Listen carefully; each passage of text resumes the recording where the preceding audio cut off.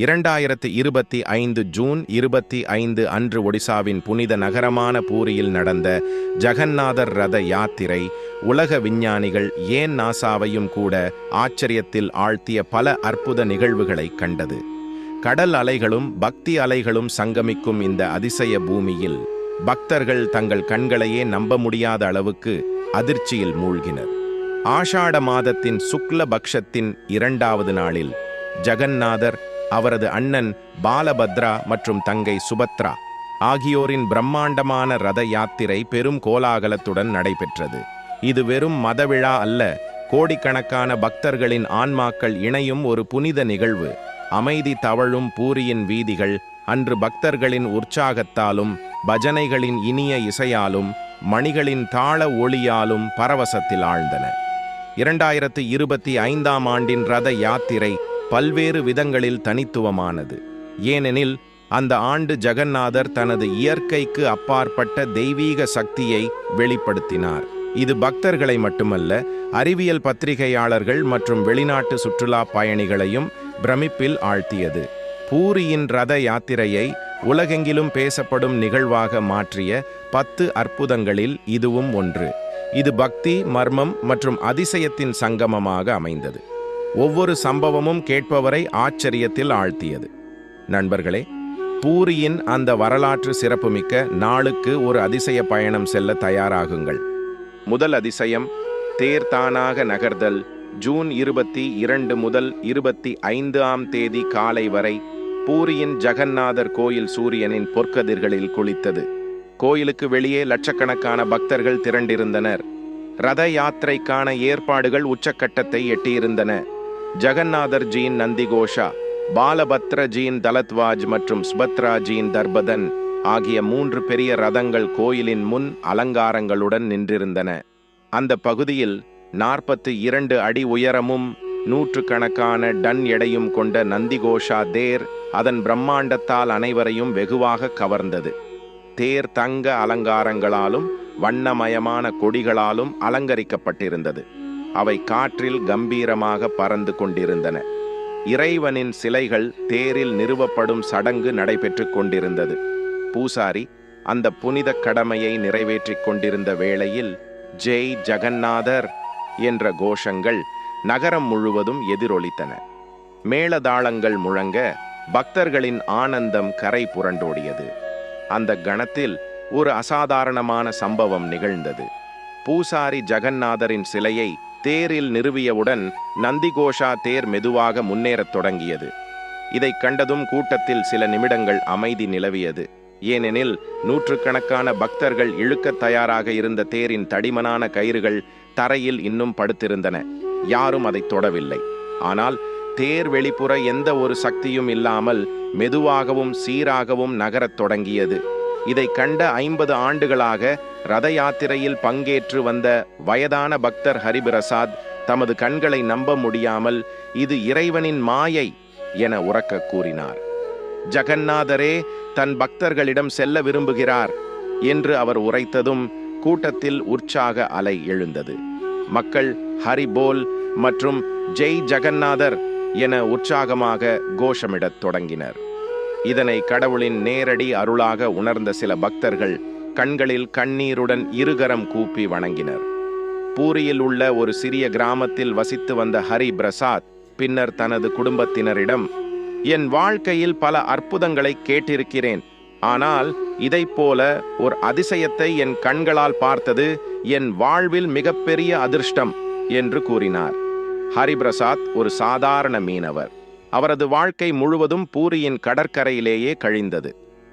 அவரது மனைவி கீதா மற்றும் 2 மகன்கள் ரமேஷ் மற்றும் சுரேஷ் ஆகியோரும் ஒவ்வொரு ஆண்டும் ரத யாத்திரையில் அவருடன் கலந்து கொள்வது வழக்கம். இந்த வருடம் ஹரிபிரசாத்தின் உடல்நிலை சிறிது சீர்படாமல் இருந்தாலும் அவர் தனது நோயை பொருட்படுத்தாமல் இறைவனுடைய திருவிழாவில் பங்கேற்க தீர்மானித்தார். தேரின் தானாக நகரும் அதிசயத்தை நேரில் பார்த்தபோது அவரது கண்களில் கண்ணீர் வழிந்தது. தனது மகன்களிடம் அவர் உணர்ச்சி பூர்வமாக கூறினார், இறைவன் எப்போதும் நம்முடன் இருக்கிறார் என்பதுதான் அவர் இன்று காட்டிய செய்தி. என் உடல்நிலை இப்போது ஒரு பொருட்டல்ல, அந்த நாளுக்கு பிறகு ஹரிபிரசாத்தின் உடல்நிலை படிப்படியாக மேம்படத் தொடங்கியது. இந்த அதிசயம் அவரது அசைக்க முடியாத பக்தியின் விளைவாகவே நிகழ்ந்ததாக அவரது கிராம மக்கள் நம்பத் தொடங்கினர். இதைவிட முக்கியமானது, இந்த அதிசயம் இத்துடன் முடிவடையவில்லை. இன்னும் பல அதிசயங்கள் தொடங்கப் போவதாகவே அது உணர்த்தியது. அதே நேரத்தில் நாசா மற்றும் இந்திய விண்வெளி ஆராய்ச்சி நிறுவனமான இஸ்ரோவுடன் இணைந்து ரத யாத்திரையை ஆய்வு செய்ய வந்த விஞ்ஞானிகள் குழு கோயிலுக்கு அருகில் இருந்தது. இந்த குழுவுக்கு இயற்பியலில் நிபுணரான டாக்டர் ரிச்சர்ட் ஹால் தலைமை வகித்தார். ஜகந்நாதரின் தேரின் தானாக நகரும் அதிசயத்தை டாக்டர் ஹால் தமது உயர் தெளிவுத்திறன் கொண்ட கேமரா மூலம் படம் பிடித்தார். இதை பார்த்த பிறகு அவர் தன் குழுவிடம் கூறினார், இது இயற்பியல் விதிகளை நேரடியாக சவால் செய்கிறது. நூற்றுக்கணக்கான டன் எடையுள்ள இத்தகைய தேர் எந்த வெளிப்புற சக்தியும் இல்லாமல் எவ்வாறு நகர முடிகிறது? அவரது குழு தேரின் அடியில் மற்றும் அதை சுற்றியுள்ள பகுதியில் ஏதேனும் காந்தவியல் அல்லது இயந்திர காரணம் இருக்கிறதா என்று பரிசோதனை செய்தது. ஆனால் எதுவும் கண்டுபிடிக்க முடியவில்லை. பக்தர்களை மட்டுமல்ல, விஞ்ஞானிகளையும் வியப்பில் ஆழ்த்திய அதிசயமாக இது முதல் சம்பவமாக பதிவானது. பின்னர் நடைபெற்ற செய்தியாளர் சந்திப்பில் டாக்டர் ஹால், இந்த அதிசயத்திற்கு தற்போதைக்கு எங்களிடம் எந்த அறிவியல் விளக்கமும் இல்லை, ஏதோ தெரியாத சக்தி தேரை முன்னோக்கி தள்ளுவது போல் இருக்கிறது என்று தெரிவித்தார். அவரது இந்த அறிக்கை உலகின் முக்கிய செய்தி நிறுவனங்களில் தலைப்புச் செய்தியாக பரவியது. இரண்டாவது அதிசயம், பூமழை ரத யாத்திரை இப்போது முழு வீச்சில் இருந்தது. பூரியின் பிரதான சாலையான படாதண்டாவில் 3 ரதங்களும் மெதுவாக நகர்ந்து கொண்டிருந்தன. பக்தர்கள் பஜனைகளில் மூழ்கியிருந்தனர். பக்தியின் தூய்மை காற்றில் பரவி நகரம் முழுவதும் ஆனந்த ஓசையால் நிறைந்திருந்தது. அந்த வேளையில் திடீரென மதிய வானம் மேகங்களால் மூடப்பட்டது. வானிலை ஆய்வாளர் அன்று தெளிவான வானிலையே இருக்கும் என்று முன்னறிவிப்பு செய்திருந்தார். மழை பெய்ய வாய்ப்பே இல்லை. ஆனால் இந்த மேகங்கள் சாதாரணமானவை இல்லை என்பதை அனைவரும் விரைவில் உணர்ந்தனர். தண்ணீருக்கு பதிலாக அந்த மேகங்களிலிருந்து பூக்களின் மழை பெய்யத் தொடங்கியது. அந்த பூக்கள் புதிதாக இருந்தன. அவற்றின் நறுமணம் நகரம் முழுவதும் பரவியது. பூக்கள் மெதுவாக காற்றில் மிதந்து மென்மையாக தரையில் விழுந்தன. ஒரு கண்ணுக்கு தெரியாத சக்தி அவற்றை மெதுவாக சிதறடிப்பது போல தோன்றியது. அந்த காட்சியில் பக்தர்கள் பரவசம் அடைந்தனர். சிலர் அந்த பூக்களை சேகரிக்கத் தொடங்கினர். சிலர் அவற்றை கடவுளின் பிரசாதம் என நெற்றியில் வைத்தனர். ரத யாத்திரையில் முதல் முறையாக பங்கேற்ற புவனேஸ்வரத்தைச் சேர்ந்த சௌமியா என்ற இளம் பெண் இந்த அதிசயத்திற்கு நேரடி சாட்சியாக இருந்தார். மென்பொருள் பொறியாளரான அவர் தனது வேலை மற்றும் மன அழுத்தத்தால் சோர்வடைந்த நிலையில் தனது பாட்டி கமலாதேவியின் ஆலோசனைப்படி ரத யாத்திரையில் கலந்து கொண்டிருந்தார். இந்த அதிசயத்தை பார்த்த சௌமியா கூறினார், பூக்கள் காற்றில் மிதப்பதை யாரோ மெதுவாகச் சிதறடிப்பது போல தோன்றியது. அந்த நொடியில் என் மனதில் இருந்த அனைத்து துயரங்களும் அப்படியே நீங்கிவிட்டது. நான் புதிதாக பிறந்தவளாக உணர்ந்தேன். சௌமியா அந்த அனுபவத்தின் நினைவாக ஒரு தாமரை மலரை தனது பையில் வைத்துக் கொண்டார். அதன் பிறகு தனது வாழ்க்கையில் பல நேர்மறையான மாற்றங்களை செய்தார். நாசா குழு அந்த பூக்களை சேகரித்து ஆய்வு செய்தது. அவை மிகவும் விசித்திரமானவை. அவற்றின் அமைப்பும் நறுமணமும் இயற்கை பூக்களிலிருந்து முற்றிலும் வேறுபட்டவை என்று விஞ்ஞானி டாக்டர் அனிதா மெஹரா கூறினார். அவர் மேலும் கூறினார், இந்த பூக்கள் சில அறியப்படாத இனங்களைச் சேர்ந்தவை. அவை நமக்கு தெரியாத வகைப்பட்ட வேதியியல் அமைப்பை கொண்டுள்ளன. அது மட்டுமின்றி இவற்றின் இதழ்கள் பல நாட்கள் வரை புதியதாகவே இருந்தன. இயற்கையில் இது சாத்தியமற்றது. காற்றின் அமைப்புகள், மேகங்கள் உருவாகும் விதி மற்றும் வானிலை தரவுகள் அனைத்தையும் நாசா மற்றும் இஸ்ரோ குழுவினர் ஆய்வு செய்தனர். இருந்தாலும் அவர்களுக்கு எந்த தெளிவான காரணமும் பதிலும் கிடைக்கவில்லை. இந்த பூக்கள் வேறு எங்கோ இருந்து வந்திருக்கக்கூடும் என்றுதான் தோன்றியது. இந்த அதிசயம் பக்தர்களை மட்டுமல்ல, விஞ்ஞானிகளையும் ஆச்சரியத்தில் ஆழ்த்தியது. சிலர் இதனை தெய்வீக தலையீடு என்றும் சிலர் இயற்கையின் மர்மம் என்றும் விவரித்தனர். ஆனால் சௌமியா போன்ற பக்தர்களுக்கு இது ஜகந்நாதரின் கருணையின் நேரடி வடிவம் என்று நம்பிக்கை இருந்தது. மூன்றாவது அதிசயம், அருந்த கயிறு இணைதல் ரத யாத்திரை தற்போது உச்சக்கட்டத்தில் இருந்தது. பாலபத்ரஜியின் கொடி ரதத்தை பக்தர்கள் பேரானந்தத்துடன் இழுத்து கொண்டிருந்தனர். இயற்கை மரங்களாலும் வலுவான இலைகளாலும் தயாரிக்கப்பட்ட அந்த கயிறுகள் வலிமையால் நிறைந்திருந்ததால் அவற்றை உடைக்கவே முடியவில்லை. ஆனால் திடீரென ஒரு பெரிய சத்தத்துடன் பாலபத்ரஜியின் தேரின் பிரதான கயிறு அறுந்தது. இதை கண்ட பக்தர்கள் திடுக்கிட்டனர். ரத யாத்திரையின் போது தேரின் கயிறு அறுந்தால் அதை அபசகுனம் எனக் கருதுவார்கள். பயணத்தை தடுப்பது போல கருதப்படும் இந்த சம்பவம் மக்கள் மனதில் கலக்கத்தை ஏற்படுத்தியது.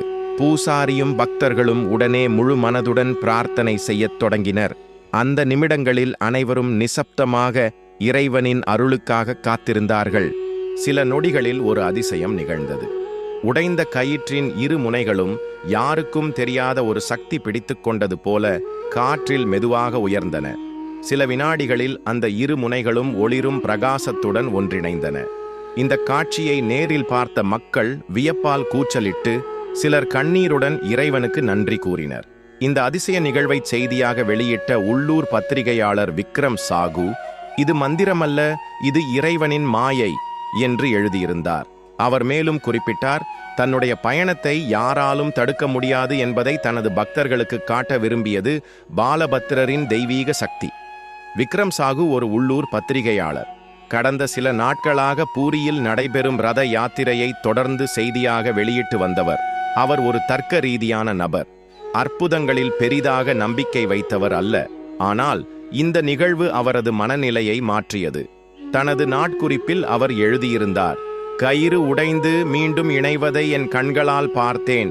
அது மனித சக்தி அல்ல, என்னால் விளக்க முடியாத ஒரு சக்தி, அது வேறு ஒன்றேதான். இந்த அனுபவத்திற்கு பின்னர் விக்ரம் ஜகன்னாதர் கியா என்ற தலைப்பில் ஒரு புத்தகத்தை எழுதினார். அதில் இந்த அதிசயங்களை பற்றியும் தன் உள்ளார்ந்த சிந்தனையில் ஏற்பட்ட மாற்றத்தையும் விரிவாக பகிர்ந்துள்ளார். நாசா குழுவும் உடைந்து மீண்டும் இணைந்த கயிற்றை ஆய்வு செய்தது. அவர்களுக்கு எந்த அறிவியல் விளக்கமும் கிடைக்கவில்லை. அந்த இணைப்பு பகுதியில் முடிச்சோ கையால் கட்டப்பட்ட இடமோ எதுவும் இல்லை. அது முழுமையாக ஒரே தொடர்ச்சியான கயிறாகவே இருந்தது. விஞ்ஞானி ரிச்சர்ட் ஹால் கூறினார், இந்த கயிறு ஒருபோதும் உடைந்ததே இல்லை என தோன்றுகிறது. இது அறிவியல் ரீதியாக சாத்தியமற்ற ஒன்று. இந்த அதிசயம் எங்கள் முன் ஒரு புதிய மர்மத்தை எழுப்புகிறது. 4வது அதிசயம், குழந்தை கோவிந்தனால் தேர் நகர்தல். ஜகன்னாதர் ஜியின் நந்திகோஷ தேர் இப்போது குண்டிச்சா கோயிலை நோக்கி மெதுவாக நகர்ந்து கொண்டிருந்தது. லட்சக்கணக்கான பக்தர்கள் உற்சாகத்துடன் கயிற்றை இழுத்து கொண்டிருந்தனர். ஆனால் திடீரென தேர் வழியின் நடுப்பகுதியில் நின்றுவிட்டது. முழு பலத்துடன் கயிற்றை இழுத்து கொண்டிருந்த நூற்றுக்கணக்கான பக்தர்கள் திகைத்து போனார்கள். தேர் ஓர் அங்குலம் கூட நகரவில்லை. என்னவென்று யாருக்கும் புரியவில்லை. பூசாரி உடனடியாக பிரார்த்தனை செய்யத் தொடங்கினார். கூட்டத்தில் ஒரு விசித்திரமான அமைதி நிலவியது. சிலர் பகவான் ஜகன்னாதர் ஏதோ கோபமாக இருக்கலாம் என எண்ணத் தொடங்கினர். வயதான பக்தர்கள், இது அவருடைய சொந்த விருப்பப்படி நடக்கிறது. கடவுள் தேரை எப்போது நகரச் சொல்கிறாரோ அப்போதுதான் அது நகரும் என்று கூறினார்கள். பூசாரி விடாமல் கடவுளிடம் தீவிரமாக பிரார்த்தனை செய்தார். அந்த நேரத்தில் மக்கள் பஜனைகளில் முழுமையாக மூழ்கியிருந்தனர். அந்த அசாதாரண அமைதிக்குள் திடீரென கோவிந்த் என்ற ஒரு சிறு பையன் கூட்டத்திலிருந்து தேரின் அருகே வந்தான். அவனுக்கு வயது 6 அல்லது 7. அவனுடைய தாய் ராதா ஒவ்வொரு ஆண்டும் ரத யாத்திரையில் சேவை செய்து வந்தவர். ராதா ஒரு அனாதை. பூரியின் ஒரு சிறிய கிராமத்தில் தனது மகனுடன் வசித்து வந்தார். இந்த ஆண்டு தனது மகன் கோவிந்துடன் ரத யாத்திரையில் கலந்து கொண்டிருந்தார். கோவிந்த் தனது சிறிய அப்பாவியான கைகளால் தேரை தொட்டு சிரிப்புடன் சொன்னான், ஜகன்னாதர்ஜி, என் அம்மாவை எப்போதும் மகிழ்ச்சியாக வைத்திருங்கள். அவன் வார்த்தைகள் காற்றில் ஒலித்ததோட தேர் மெதுவாக நகரத் தொடங்கியது. இதைக் கண்ட மக்கள் மிகுந்த ஆச்சரியத்துடன் ஒரே சுரத்தில் ஜெய் ஜகன்னாதர், ஜெய் கோவிந்த் என்று கோஷமிடத் தொடங்கினர். பக்தர்கள் நம்பினர். குழந்தையின் அப்பாவித்தனமும் தூய மனமும் இறைவனின் இதயத்தை நெகிழ வைத்தது. அருகில் நின்ற ராதா கண்களில் கண்ணீருடன் பெருமையுடன் கூறினார், என் மகன், அவன் உண்மையான பக்தர். பூரியில் உள்ள ஒரு சிறிய கிராமத்தில் வசித்து வந்த ராதா ஒரு சாதாரண பெண். ஒவ்வொரு ஆண்டும் ரத யாத்திரையின் போது பக்தர்களுக்கு தண்ணீர் மற்றும் பிரசாதம் விநியோகிப்பதை தன்னுடைய கடமையாக கொண்டிருந்தார். இந்த வருடம் ராதா நிதி நெருக்கடியில் சிக்கி யாத்திரையில் பங்கேற்பதற்கே தயக்கம் கொண்டிருந்தார். இருப்பினும் தனது மகன் கோவிந்துடன் சேர்ந்து அவர் பூரிக்கு வந்தார். தேரின் அதிசயமான நகர்விற்கு பிறகு உள்ளூர் தொழிலதிபர் ஒருவர் ராதாவின் சேவையை பாராட்டி அவருக்கு ஒரு வேலைவாய்ப்பு வழங்கினார். என் மகனின் பிரார்த்தனை தேரை மட்டுமல்ல, என் வாழ்க்கையையும் நகர்த்தியது. இது என்னுடைய புதிய தொடக்கம் என உணர்ச்சியுடன் கூறினார் ராதா. நாசா குழு இந்த நிகழ்வுக்கு கவனிக்கப்பட்ட சக்தி என்ற பெயரிட்டனர். தேரின் கீழ் மற்றும் சுற்றியுள்ள பகுதிகள் ஆராயப்பட்டன. ஆனால் எந்த இயற்கை காரணமும் கண்டுபிடிக்கப்படவில்லை. விஞ்ஞானி அனிதா மெஹ்ரா கூறினார், பக்தர்களின் கூட்டு உற்சாகம் ஒரு வகையான அறியப்படாத சக்தியை உருவாக்க வாய்ப்புண்டு, ஆனால் அதை நம்மால் அளவிட முடியவில்லை. பக்தர்களுக்காக இந்த அதிசயம் பகவான் ஜகந்நாதரின் அருளின் நேரடி அடையாளமாகவே இருந்தது. 5வது அதிசயம். வானில் கடவுளின் உருவம். ரத யாத்திரை தற்போது அதன் இறுதி கட்டத்தை நோக்கி நகர்ந்து கொண்டிருந்தது. சூரியன் மறையும் வேளையில் வானம் தங்கமும் ஆரஞ்சும் கலந்த அழகான நிறங்களால் படர்ந்திருந்தது. அப்போது திடீரென மேகங்களுக்கு இடையில் ஒரு பெரிய உருவம் தென்பட்டது. அந்த உருவம் பகவான் ஜகந்நாதரின் சிலையைப் போல இருந்தது. அவரது பெரிய கண்கள், புன்னகை மற்றும் ஒளி தெளிவாக தெரிந்தது. அந்த காட்சி நெருக்கமாகவும் தெளிவாகவும் இருந்தது. ஆயிரக்கணக்கான பக்தர்கள் அந்த உருவத்தை கண்டு கண்ணீருடன் நின்றனர். ஆஸ்திரேலியாவிலிருந்து வந்த சுற்றுலா பயணி லூசி வில்சன் ஒரு புகைப்படக் கலைஞர். எனக்கு எந்த மதத்திலும் நம்பிக்கை இல்லை, ஆனால் இந்த காட்சி என் வாழ்க்கையின் மிகப்பெரிய ஆச்சரியம். அதை என் கேமராவில் பிடித்தேன், அதில் அது இன்னும் தெளிவாக தெரிகிறது என்று கூறினார். லூசியின் படங்கள் சமூக ஊடகங்களில் வைரலானது. உலகம் முழுவதிலிருந்தும் மக்கள் இந்த அதிசயத்தை பற்றி விவாதிக்கத் தொடங்கினர். லூசி இந்தியாவின் கலாச்சாரத்தை படம் எடுக்க வந்திருந்தார். ரத யாத்திரையை ஒரு கலாச்சார நிகழ்வாகவே வந்தேன், ஆனால் இதன் பின்னணியில் உள்ள தெய்வீக சக்தி என் சிந்தனையையே மாற்றிவிட்டது என்றார். நான் உலகம் முழுவதும் பல படங்களை எடுத்திருக்கிறேன், ஆனால் என்னால் விளக்க முடியாத ஒன்றை நான் பார்த்தது இதுவே முதல் முறை என்று உருக்கமாக கூறினார். பின்னர் லூசி அந்த தொகுப்புகளை ஒரு புகைப்பட கண்காட்சியில் இடம்பெறச் செய்தார். ஆயிரக்கணக்கான மக்களை அந்த படம் ஈர்த்தது. நாசா குழு அந்த மேக உருவத்தை ஒளியியல் மாயை என விளக்க முயன்றது. ஆனால் அவர்கள் படங்கள் மற்றும் வீடியோக்களை ஆய்வு செய்த போது படங்களில் எந்த மங்கலும் இல்லை.